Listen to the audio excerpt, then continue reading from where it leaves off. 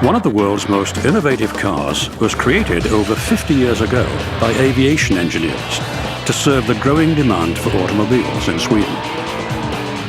Saab has always been different, a company that's carved out its own path from day one. It's a journey that's converted many skeptics into believers and that continues to create memorable. Today, Saab is one of the world's most recognized brands. Its sporty, stylish and luxurious cars have become modern classics. Saab's created a distinctive lineup of convertibles, coupes, sedans, wagons and an SUV. All evidence a certain Scandinavian lack of ostentation, but they're lively cars that look at home wherever they're driven. The story of Saab begins as the world prepares for war. A European war seemed inevitable in the mid-1930s. Adolf Hitler was actively rearming Germany. Benito Mussolini had militarized Italy.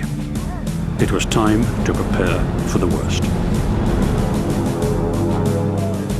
Though Sweden worked to enforce a policy of political neutrality during World War II, Prime Minister Per Albin Hansson made sure the country was prepared to defend its borders.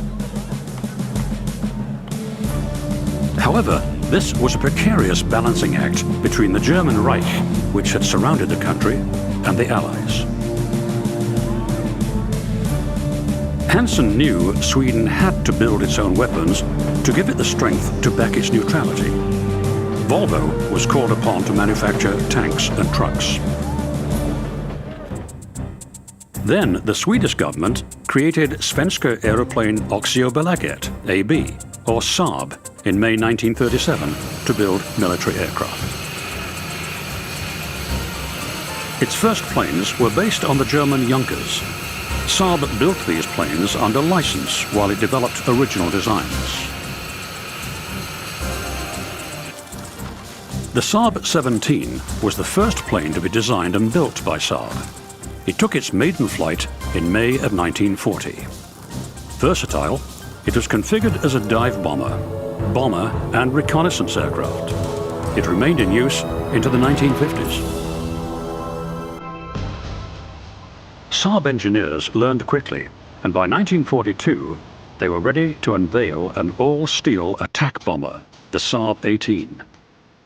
An improved version, the B-18, was the world's fastest twin-engine bomber with a top speed of 354 miles per hour.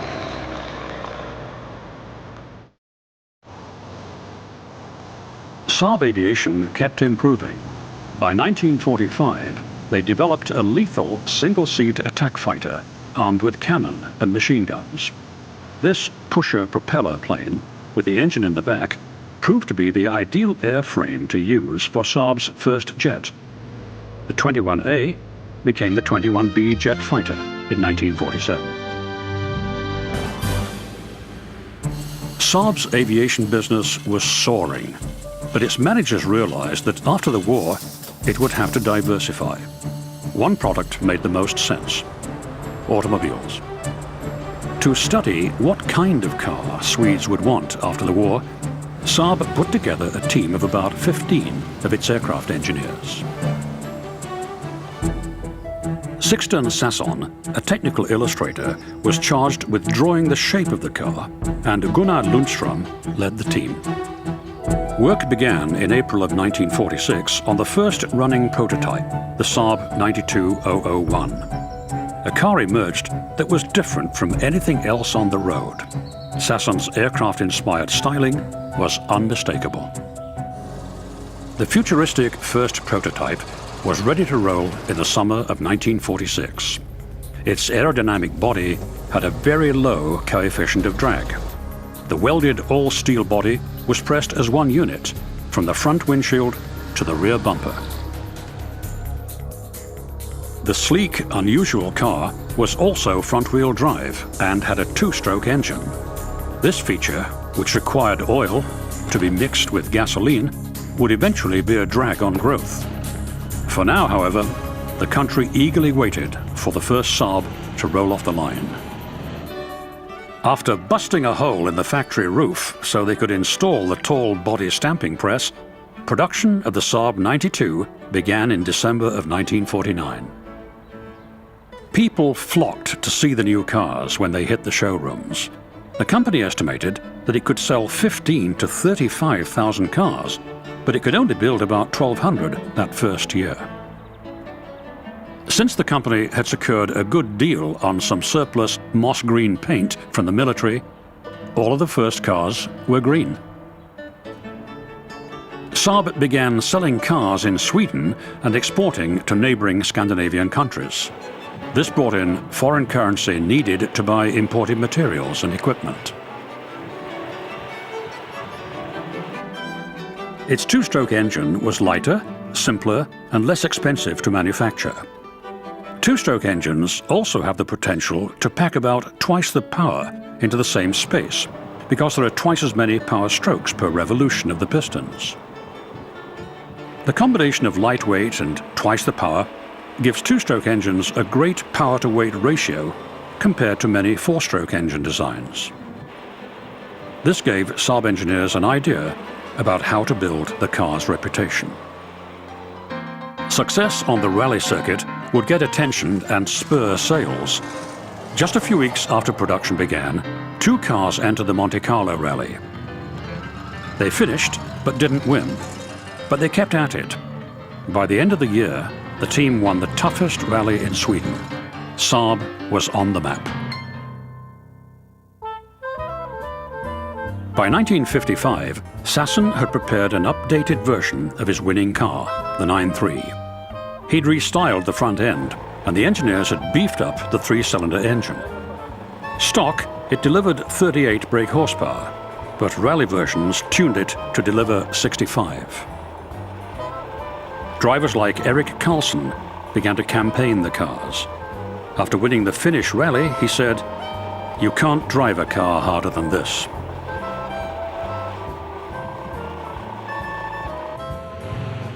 Not everyone wanted to race, but people were attracted to Saabs because they were sporty and fun. It was an affordable car that opened up new worlds to growing Swedish families. They loved the spunky two-stroke engine that could turn a weekend in the country into a rally. In 1956, Saab created a sensation at the Stockholm Motor Show with the unveiling of their first sports car, the Saab Sonnet Super. It was an open-topped, 2-seat competition sports car. Its glass fiber body sat on a light alloy frame that had been developed and produced to meet new competition rules. Power came from a 3-cylinder, 2-stroke engine tuned to produce 57 brake horsepower at 5,000 revs per minute. It was planned to go into production, but only 6 cars were ever made. More practical cars received the production go-ahead. Saab's first station wagon, the 9.5, was introduced in 1959. Sixten Sasson crafted a sleek vehicle with a surprising amount of interior room. It featured a fold-down, rearward-facing third seat that turned it into a 7-seater. More new models were in the pipeline. In 1960, Saab revealed the 9.6. It was a little larger and rounder. The 9.6 had flow-through ventilation and a more powerful engine. The 9.6 was the company's most successful model and was built throughout the 1960s. Production grew from 30,000 to 50,000. Ljungström pushed his engineers to find a replacement for the 4-stroke engine. The 2-stroke had serious limitations. They went to work designing, testing, and building a new power unit. Customers were impressed with the overall engineering and build quality of the cars. They were rugged and sturdy cars that were built to last. But experience showed that the 2-stroke didn't last as long as 4-stroke engines. It became clear that the lack of a dedicated lubrication system meant that the parts of the 2-stroke wore a lot faster. The oil made the engine smoky. Once they were worn, they'd belch huge clouds of oily smoke. Unburned oil also dripped out of the tailpipe. Ljungström knew the disadvantages with the two-stroke engines couldn't be overcome. The company continued to capitalize on the two-stroke engine's one strength, its power-to-weight ratio. While the engineers worked on a replacement, it kept entering cars in rallies. It was a period of outstanding success for Saab in rallying. It brought international renown to the company and turned driver Erik Karlsson into a company hero. His first ever 3 straight overall wins in the British Royal Automobile Club Rally in 1960, 61 and 62 were capped by back-to-back wins at Monte Carlo in 1962 and 63. He was a formidable competitor who kept Saab in the headlines.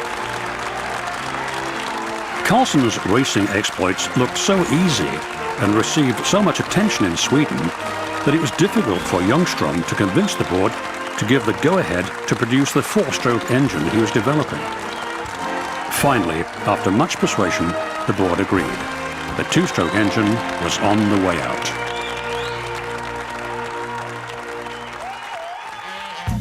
In 1966, an elated Ljungström introduced a revised Saab 9.5 and 9.6 with a V4-cylinder 4-stroke engine from Ford. The new power plant was an immediate success. But the 2-stroke wasn't dead just yet. That same year, when the Sonnet was reborn, it came with Saab's Monte Carlo, a 3-cylinder 2-stroke engine. It was hoped that this 2-seat sports car would appeal to American buyers. But in a market where European rally success had little impact, the 2-stroke engine had to go. In 1968, the V4 was added, and sales started to pick up. That same year, tragedy struck at Saab.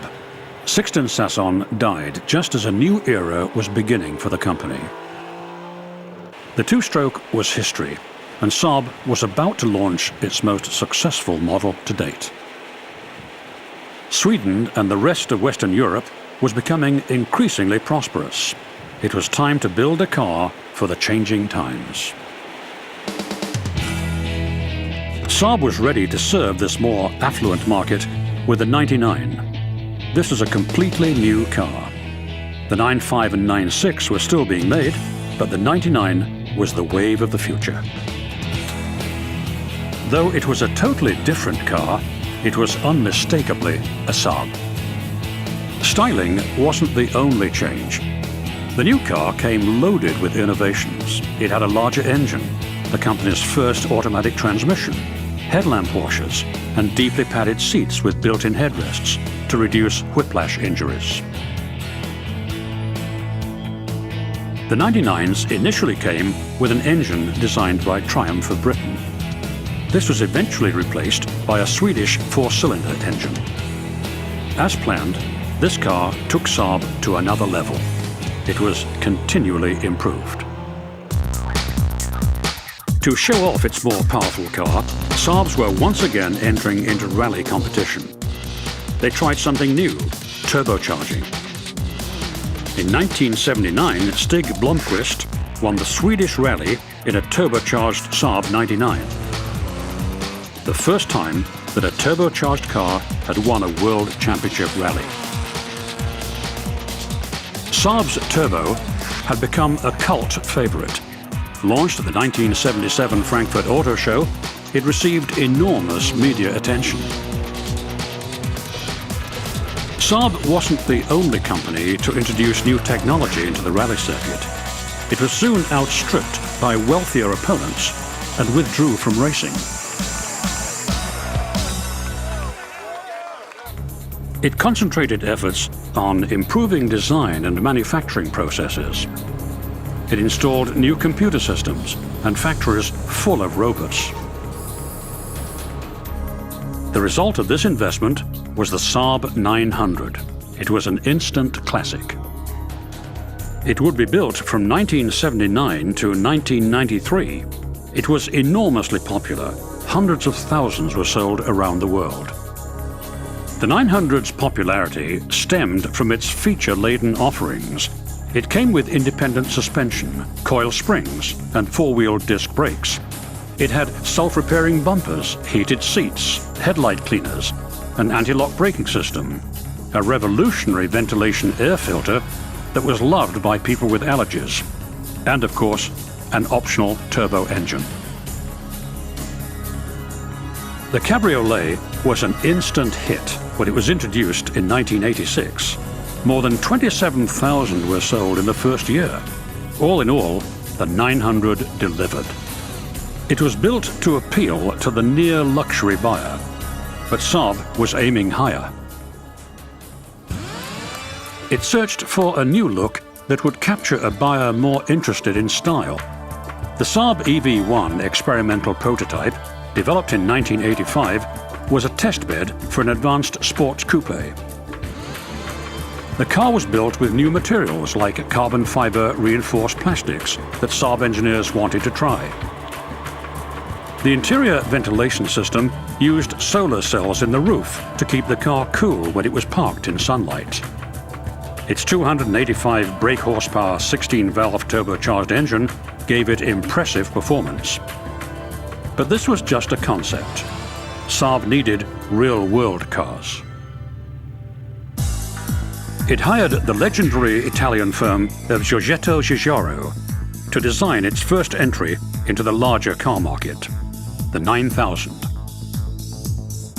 With the 9000, Saab engineers attempted to deliver a high standard of performance, handling, comfort, safety, and style.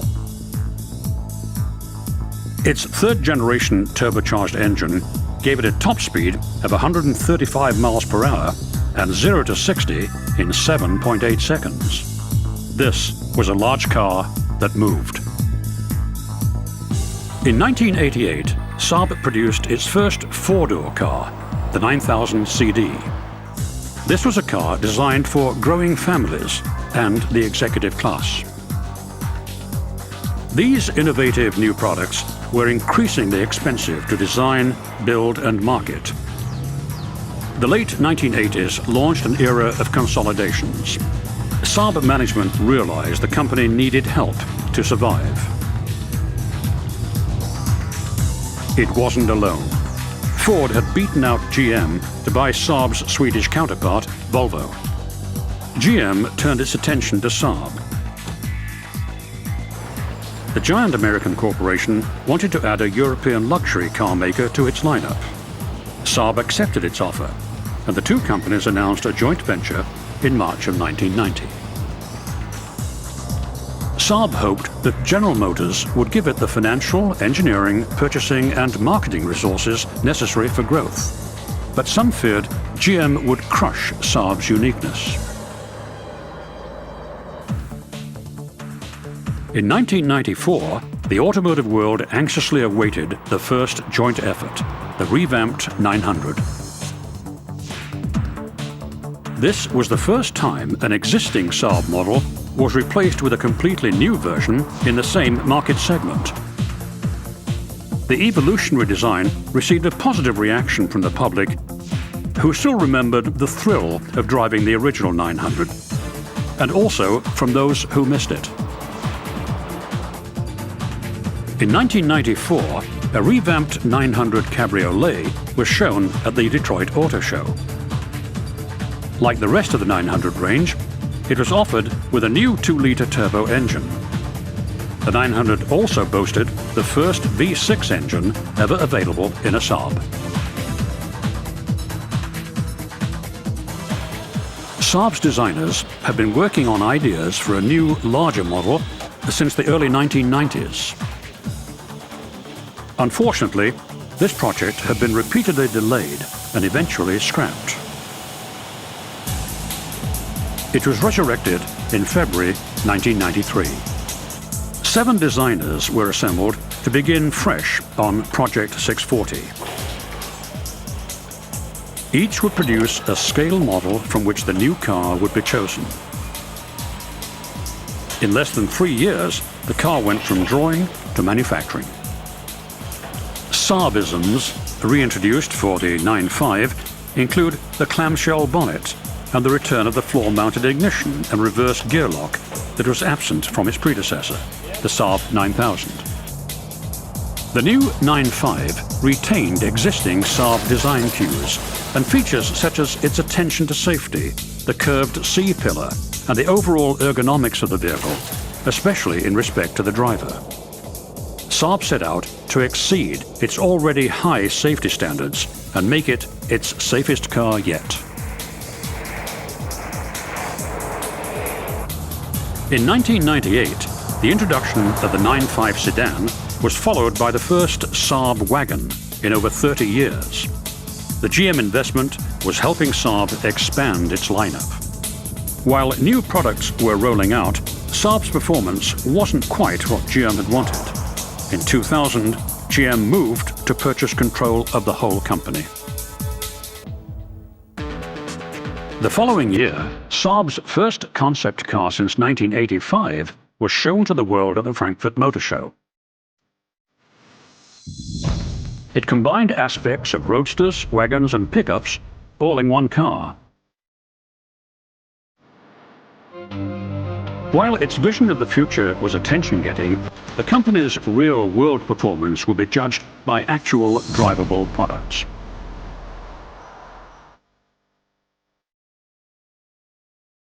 It wasn't a long wait. In 2003, Saab announced a car that was aimed at BMW, Mercedes, and Audi, the 9.3 Sport Sedan.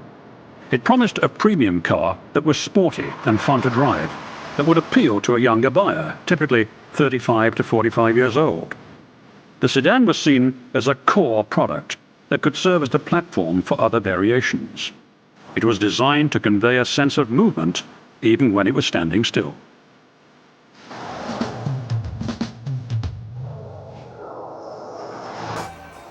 It was proof that GM wasn't standing still.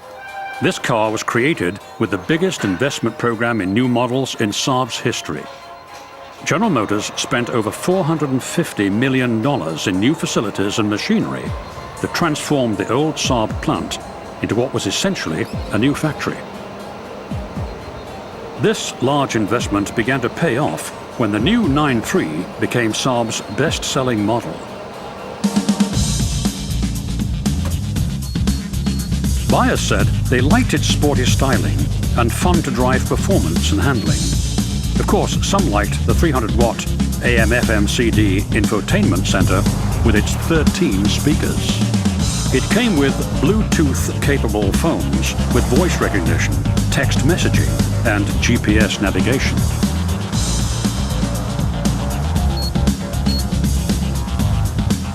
But there was something missing: a cabriolet.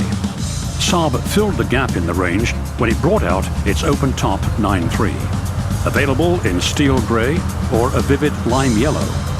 This was a car in touch with its past, clearly a descendant of the 900 Turbo unveiled at the 1983 Frankfurt Motor Show.